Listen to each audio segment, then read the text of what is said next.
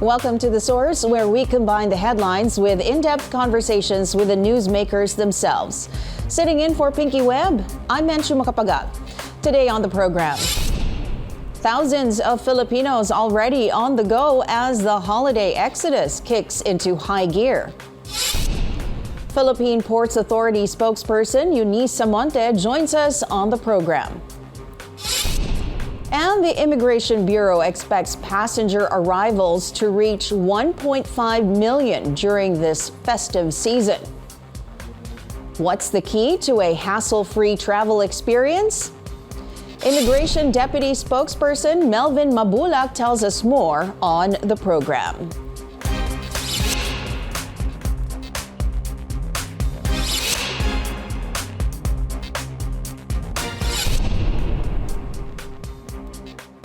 The Immigration Bureau expects passenger arrivals to reach 1.5 million over the holidays.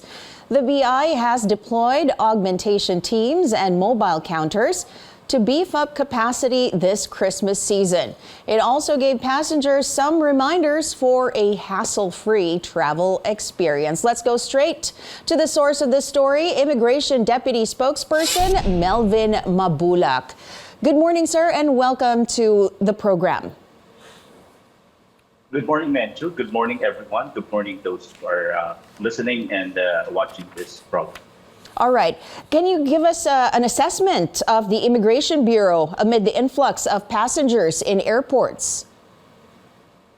Yes, we are expecting that we will have around 1.5 billion arrived passengers for this year, 2023. Parang malapit po ito sa 1.7 during the pre-pandemic that was recorded in 2019. As of now, we are experiencing a volume of arriving passengers in all our international ports. So how many personnel are currently deployed and manning the immigration counters? Basically, the number of personnel is more than the number of counters because we have augmented personnel from our offices to render services as the already officers in our backup officers in our ports. Meaning they are more than the numbers. I don't have the exact figure, but mas marami po yung officers na. Are you still planning to add more? Yes, in fact, on December of this year, we have new 38 immigration officers who were deployed, and we are expecting after this office schedule, this holiday, this weekends, we can deploy additional personnel who will render another batch of personnel who will render services at the ports. Okay, you said you're expecting about 1.5 million passengers to pass through our airports this year, just for this holiday season alone. When do you expect the number of passengers to kind of peak? Basically, we are now experiencing as early as the first week of December. In fact, for this December 20, we've already recorded more than 1 million arrivals, meaning we are about reaching the expected number, the 1.5, until the end of this month. We are prepared for this. Okay. I understand that you have different policies for immigration personnel, no? I hear that they are not allowed to greet travelers Merry Christmas. Can you help us understand why? Yeah, we are actually discouraging them. There is a negative connotation. It's been experienced by our office even before. That's why the way we inform our personnel is just to discourage them. But there are times we have to understand that if somebody greets you at the airport, you also have to reply. That meaning it is a case-to-case basis. However, as much as possible, we discourage them from greeting. Just a mere smile or just an actuation of welcoming spirit of a Filipino Christmas, then it would do. Okay. So why exactly? I didn't really quite catch the reason kung bakit din you discourage. Okay, there is a connotation that you're asking for something. Medyo negative yung dating. Kaya nga, this is the reason why that we've been discouraging them. And it's been done even before, hindi lang ngayon. Matagal na po itong we are informing our personnel Okay, so na to just avoid. Yeah. so what other guidelines were imposed on immigration officials during the holidays? Okay, as early as November 15, we do not allow application for leave. This is until January 15 because as early as November, we are experiencing volume of arrival. But after the Christmas, after the New Year, we will now experience volume of departure. Those who came to the country for a holiday, then it's time for them to return back to their country of origin or a country of work. Then we will experience again the departure. That's why we have extended our cancellation of leave from November 15 up to January 15 of 2024. Okay, so speaking of yung mga passengers coming and going, how much time should passengers allot for the immigration areas when they are traveling this season?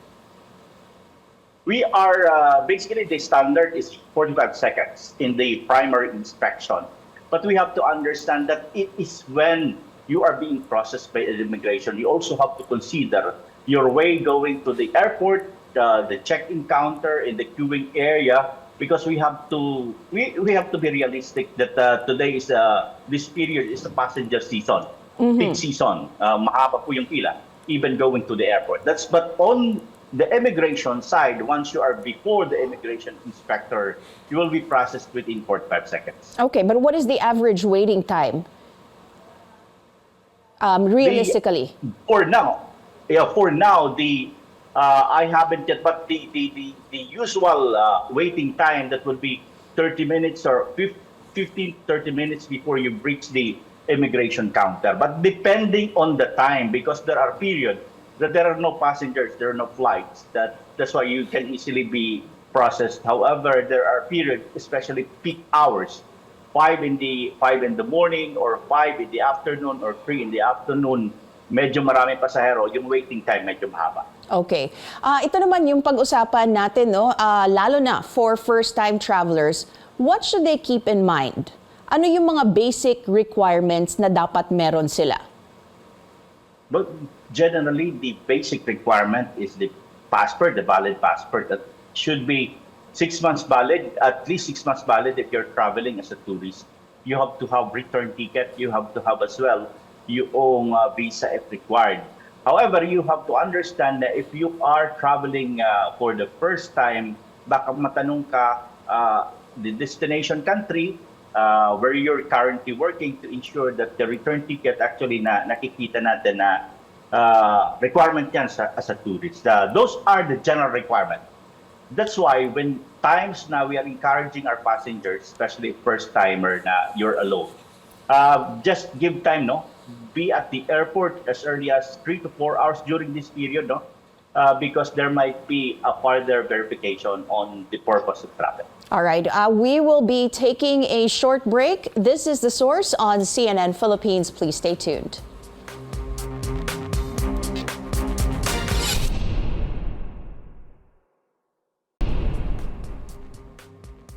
Our source today, Immigration Deputy Spokesperson Melvin Mabulac. So, Sir Melvin, kanina, no, before we took a break, you were saying that if first-time travelers, usually mas mabusisi yung pagtatanong ng immigration officer, right? So, when will a passenger be subjected to secondary questioning? Yung ating the basis usually there are inconsistencies. However, you have to consider many things. Baka first time traveling pero kasama naman yung pamilya, mabilis na po yun. At the same time po, if nakita natin first time to travel, however, yung nature ng travel is for to migrate, mayroon siyang mga na-pre-check na siya ng CFO, Commission on Filipino Overseas. At the same time din po, if siya ay government employee, may travel authority, medyo nakikita natin mabilis. However, then po, just a small percentage yung nagkakaroon ng further verification. If only there are inconsistency on the documents and the declaration. That's why there is a need to further verify. However, sa verification naman po, it is accountable yung ating immigration officer, hindi lang kaagad-agad. There are forms that must be filled out at dapat nakapirma doon yung immigration officer to ensure that the verification is conducted ng tama. Okay. Can you remind us again kung ano yung mga red flags na nakikita or hinahanap ng immigration officers? Ang the usual red flags, no, pag nakikita natin yung traveling, tapos yung kanyang visa is for work. However, yung kanyang declaration is for tourism. Isang red flag because they have to undergo sa POA. They have to register sa POA. If they are traveling with a fiancé visa, however, wala silang CO, that could be a basis as well. Di kaya, yung kanilang presentation, pinakitang ticket, dummy ticket yung return. Those are the things na mga red flags na pwedeng pag-verify, magkaroon ng further verification yung ating immigration officer. Alright, so inconsistencies. Well, what if ma-miss ng passenger ang flight dahil sa tagal ng verification at questioning? Basically, we are encouraging our passengers to be early, no? Kasi ang ating time na provide sa ating immigration officers, second that instruction, dapat within 15 minutes tapos na yung kanyang pag-verify. Kaya nga ini-encourage natin yung ating mga pasahero that they have to be early, they have to give time. Basically, ang immigration ay naatasan po sa guidelines na inilabas ng interagency. We merely implement on the guidelines. That's why we have to conduct verification if that's it. Okay, pero sino po yung dapat mag-reimburse sa passenger if mapatunayang legitimate traveler pala siya tapos na-hold siya ng super tagal at na-miss niya yung flight niya?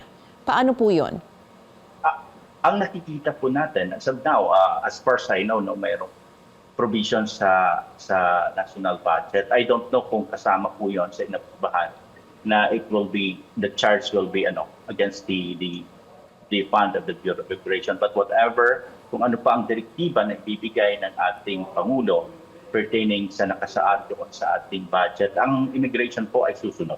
It will be charged against the budget. Okay. When it comes to offloading cases po, how many is the average? Wala kung exact figure, no, but ang nakikita natin, ang hindi napapayagan ay hindi nga umaabot ng 0.6% sa total number ng Filipino departure. Hindi umabot ng 1%, around 0.6 or 0.4. Parang ganun po yung kanyang percentage sa total number na hindi pinapayagan. But basically, pag hindi pinayagan, there are documents na nire-require. Dapat comply mo to. Hindi naman automatic na hindi ka na talaga makakaalis. But that's only 0.6 or to 0.4. Hindi umabot po ng 1%. That is for the whole year or is that for a set period? For the whole year po yan. For the whole year. But you don't have the exact figures? I don't have with me Okay. a record ng exact figure po. Okay, so ano po yung mga common reasons kung bakit na-offload yung isang pasahero?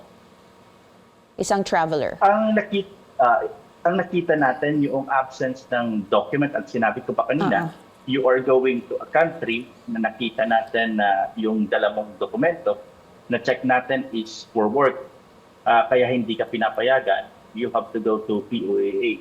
May nakita din natin na yung kanilang mga na ibinigay na visa at the same time sa kanilang present doon sa OEC na ibinigay ng POAA ay magkakaiba yung mga pangalan na andoon kasi na-check doon sa, they can check sa visa kung sinong employer at doon sa OEC iba yung employer.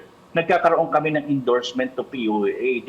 We have to defer that. We endorse that to POA kasi may mga discrepancies sa documents. Walang travel authority na aalis.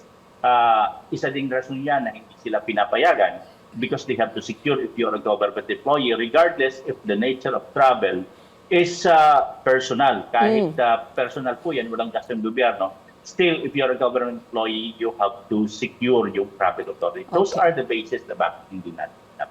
Alright. Now, sir, kanina no, sinabi mo dapat yung secondary na questioning or pag-verify ng immigration officer, dapat parang 15 minutes tapos na siya, right?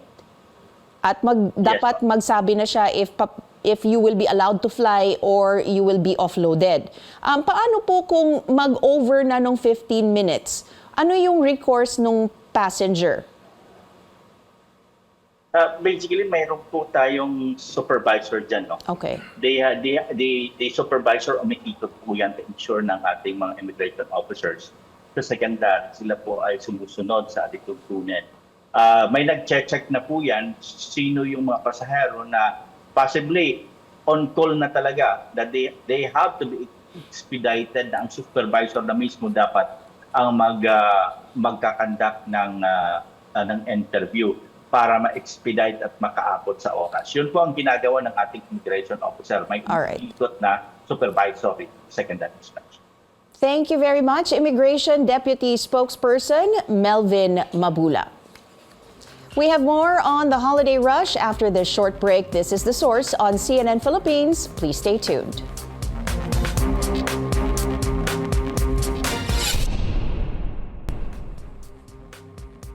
You're watching The Source on CNN Philippines. I'm Menchu Macapagal.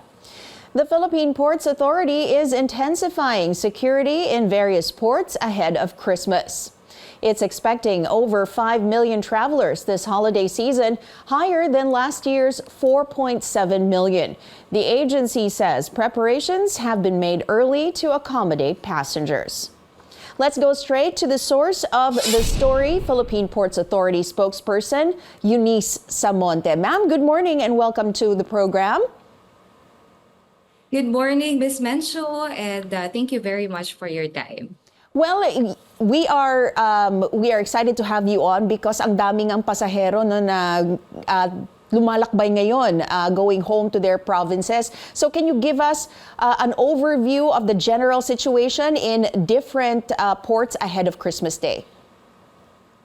Yes, actually, we're expecting 5.1 million passengers. That's all over the ports nationwide. This is much higher than 4.7 million passengers last year. Ito po'y dahil doon sa pagluluwag ng restriction at mas marami na rin po yung talagang umuwi ng probinsya ngayon dahil bumabalik na po tayo doon sa pre-pandemic level. So ano na po yung average number of passengers going to ports ngayon? Based on our forecast, meron po tayong 300,000 average passengers. That's daily. And ang pinakamarami po na inaasahan talaga natin ay today, Friday, kung saan tuloy-tuloy na po yan, nasa around 300,000 plus passengers. Saan yung pinakamaraming nagpupunta during this time and saan usually yung destination? Kabilang po sa pinakamalalaking terminal or passenger terminal natin na may pinakamaraming pasahero ay yung Batangas Port po natin, no, from 3,500 seating capacity. Binuksan na po ni PPA General Manager Jason Tiago yung another extension dahil sa dami ng mga pasahero. That's additional seating capacity from 3,500, 8,000 na po yan. So some are going home to their provinces like Mindoro and Calapan and other places po like tourist destination, Puerto Galera. So kabilang po yan sa mga pupuntahan ng mga tourists natin. But yeah, that's one port, Batangas Port, and then we also have another biggest port which is Calapan Port. Also po, pinupuntahan din ngayon yung Negros, Bacolod po natin, port natin dyan, and then yung Siquijor at Bohol po natin. Okay. Yung weather natin lately no has been kind of unpredictable. Meron po bang mga stranded passengers pa rin? Right now, Ms. Menchu, we're proud to announce that we don't have stranded passengers anymore. No, from December 18, Monday, we have 1,000 plus stranded passengers all over the ports. But dahil gumaganda na nga po yung panahon, medyo unti-unti na pong nawala. And we're proud to say now na wala na pong stranded passengers. Although we're still on ready and on red alert status in case magkaroon po ng hindi magandang panahon. Okay. Are there any reports of canceled trips? Right now, we don't have canceled trips. Tandaan po natin na ang canceled trips ay dalawang rason, no? Maari pong nag-set ang Philippine Coast Guard ng no-sail zone at maari din naman po na nagkansela yung mga shipping lines. They have the initiative. But as of today, as of 6 a.m. in the morning, wala po tayong canceled trips. Pero yung isa sa mga hindi maiwasan, yung mga pagka-delay ng trip ng barko, no? Paano po pag na-delay nga yung trip? What are the options for passengers? Actually, Ms. Menchu, that's one of the reasons kung bakit nagkakaroon ng mga delayed passengers, no? Kapag na-delay yung barko, kahit isang barko na ma-delay, sobrang laking abala at delay doon sa time ng mga passengers, may domino effect talaga yan. But we're actually looking at the vessels, yung kanilang pagdating dito sa pantalan natin, dapat on time. And we keep on reminding din our partners and the shipping lines. And yun din po, no, nananawagan tayo sa mga shipping lines na dagdagan pa yung kanilang mga barko because it's peak season. Talagang napakaraming tao. So, aminado po tayo na meron talagang mga kakulangan ng barko dahil sa dami ng mga pasahero. Okay, pero there were reports last night, no, na yung ibang pasahero chose to sleep in the port. Nakabiyahe na kasi daw yung papuntang port area. When the shipping company informed them about the delayed trip. Yung iba galing pang Bataan or other provinces. So, sa ganitong instances, sino ang dapat tumulong sa mga pasahero? Yes, we were there kahapon nga po, no, dito sa SCR North natin. Meron tayong mga passengers na hindi naman natin matatawag na stranded but na-move yung kanilang biyahe. And actually, eto nga po, this morning as we speak, meron po tayong pagbibigay ng lugaw at snacks dyan sa mga passengers na yan. Although it is the responsibility of the shipping line dahil parang sa ano po, sa airplane, sa airport, no, kapag nade-delay, usually yung airplane po yung sumasagot ng kanilang mga snacks. Dito naman po sa pantalan, kapag po na-delay or na-move, dapat po meron ding liability yung shipping lines. For example, sa kanilang mga snacks, sometimes yung mga shipping lines nagbibigay naman po ng food. But as of we speak, kami na po sa Philippine Ports Authority ang nagbigay po ng hot meals para po sa mga pasahero. Nandiyan po ang lugaw na sa pangunguna po ni PPA General Manager J. Santiago kung saan he developed a recipe sa mga mas stranded na pasahero all over the Philippines, and we just give one taste of that lugaw. All right. Just very quickly, ano po yung mga travel tips ninyo para dun sa magpupunta sa port area para bumiyahe ngayong Kapaskuhan? Paalala na lang po sa ating mga pasahero, sa mga kababayan natin, gusto pang pumunta sa Pagtalan last minute. Ngayon pong Friday, naasahan natin napakadami po talaga yung pupunta ngayong araw na ito. But paalala po natin, plan your trip early. Kung maaari po, ay pumunta kayo at least 3 to 5 hours earlier than your scheduled trip dahil hindi natin masasabi yung traffic papunta sa Pantalan. Also, yung kanila pong pasensya ay dapat habaan dahil tayo po ay naka-red alert status, meaning mas pinag-igting yung security natin, no? Talagang kailangan dumaan sa x-ray machine yung mga packages nila, pati po yung mga ipapasalubong nila. So medyo nagkakaroon ng pila po dyan, no? Kasi talaga ini-inspect talaga natin yan. Andyan din yung mga K9 units natin. Port Police have been deployed and andyan po ang lahat ng security measures natin sa Pantalan. Also, if mamarapatin po na ating mga pasahero ay magsuot na rin po tayo ng mask. Hindi po ito required pero at least we're highly encouraging the passengers dahil sa dami po ng volume ng mga pasahero and we're expecting it today po. All right. Thank you very much, Philippine Ports Authority spokesperson Eunice Samonte. And thank you for joining us here on The Source. Sitting in for Pinky Webb, I'm Menchu Macapagal. You're watching CNN Philippines.